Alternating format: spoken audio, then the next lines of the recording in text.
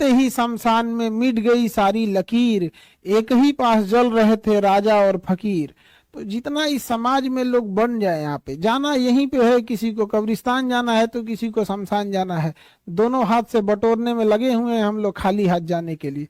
हम लोग के समाज में ना आचार्य रजनीश थे, अब तो नहीं रहे, उनका एक बड़ा प्रचलित एक कथन था कि शमशान घाट और कब्रिस्तान अगर समाज के हमारे शहर के बीच में अगर रहता, तो अगर ऐसे बीच में रहता तो इससे लोग डेली डरते और देखते कि यही हमारा लास्टली हमें यही आना है। बट हमारे में यहाँ क्या है ना कि वो सब शहर के लास्ट में होते हैं, तो लोग को कभी कभी जाना होता है, देखना होता है, वरना अगर ये सब चीजें बीच में रहती तो लोग जरूर डरते हैं यहाँ पे।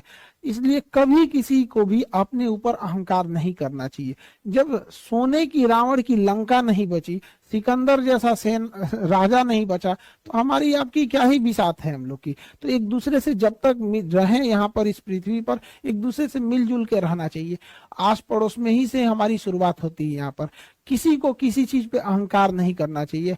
सबके जीवन में एक ऐसी रात आएगी जिसके बाद कोई सवेरा नहीं होगा, सबको यहाँ से जाना रहता है। इसलिए जाने से पहले एक अपने साथ एक अच्छी यादें छोड़ के जाए।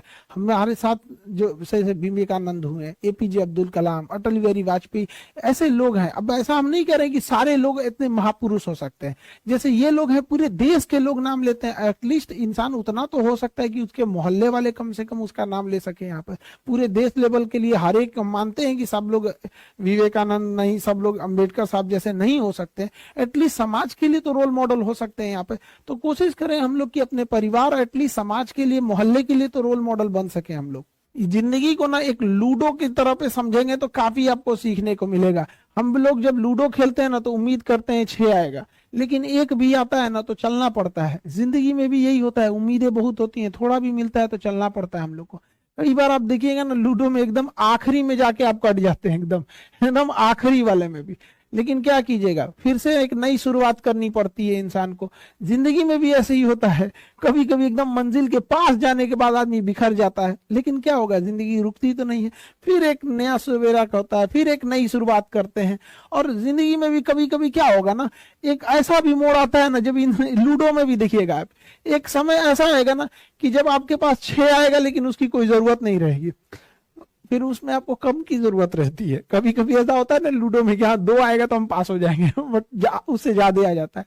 जिंदगी में भी एक दौर ऐसा आएगा ना जब इंसान के लिए पैसे वैसे की कोई महत्व नहीं रह जाएगी यहाँ पर, फिर इंसान सुकून शांति ढूंढने लगता है। तो हमें भी अपने छोटी छोटी चीजों से सीखनी चाहिए कि बहुत चीज नहीं है ये पैसा, धन दौलत, ये सब चीज। इंसान बेहतर होना चाहिए एक दूसरे के प्रति। इसके बगल में बैठने वाले गरीब को एहसास नहीं होना चाहिए कि वो व्यक्ति गरीब है। जिंदगी चलती रहेगी अपनी यूं ही, लेकिन सबको मुस्कुरा के रहना चाहिए। जब हम मुस्कुराते रहते हैं तो एक पॉजिटिव एनर्जी बनती है हमारे आसपास में। उससे क्या होता है कि किसी भी विकट परिस्थितियों से लड़ने का एक मौका मिलता है। तो हर इंसान को मुस्कुराते रहना चाहिए, ज्यादा ये नहीं देखना चाहिए कि कौन क्या कह रहा है। हमारा समाज ने तो माँ सीता को अग्नि परीक्षा में बैठा दिया था। सोचिए, उन्हें वनवास हुआ था तो उनकी क्या ही गलती थी,